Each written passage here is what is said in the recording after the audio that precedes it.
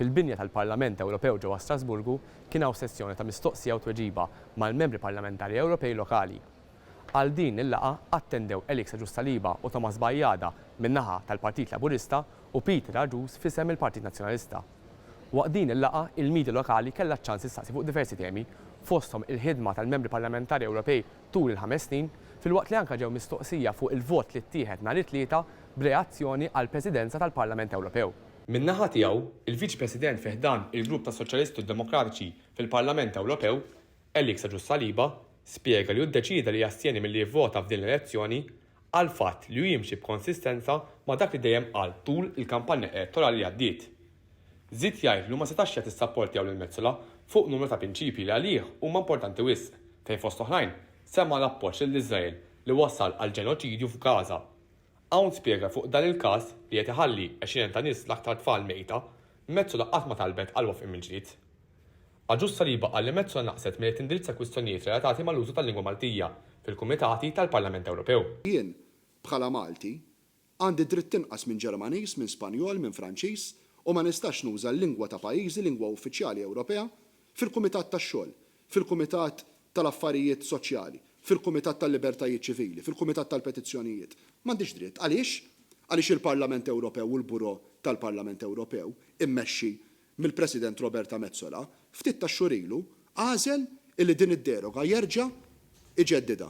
Irrefera wkoll għal riżoluzzjoni li ġiet approvata l-4 filgħodu fil-Parlament Ewropew li taret neħħa leżizzjoni li kienet illimitat l-użu tal-armi Ewropej fuq mili militari fir-Russja. Hawn sostna li l-Partit Laburista kienu jitkellem dwar dan, tant li d-delegazzjoni Laburista ivvotat kontra dan kollu, waqt li star li kien ikun interessanti jkun magħruf kif ivvotaw fuqha l-MPs tal-Partit Nazzjonalista. Sadattant qal ukoll li qatt ma seta' jivvota l-kandidata Spanjola tax-Xelluk li kkontestat lil Mezzola, Irene Montero, għax din kienet qed tikkontesta kontra kandidata Maltija. Min-naħa tiegħu, il-Membru Parlamentari Ewropew Thomas Bajjada qal li jivvota favur Roberta Mezzola għax hi Maltija bħalu. Komplu li meta l-Maltin joħorġu għal karik importanti għandna ngħinuhom biex nitfgħu lil pajjiżna fil-quċċata fuq livell Ewropew. Minkejja dan kollu, Bajjada xorta qal li ma qbilx ma' Mezzola fuq diversi affarijiet.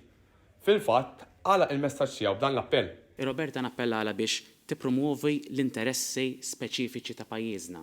Aħna li aħna differenti mill-bqija, aħna realtajiet differenti. U nixtieq nara lil Roberta li f'kull moment fi ħsibijieta u familja tpoġġi ir-realtajiet tagħna fuq qudiemnet ta' ħidmieta.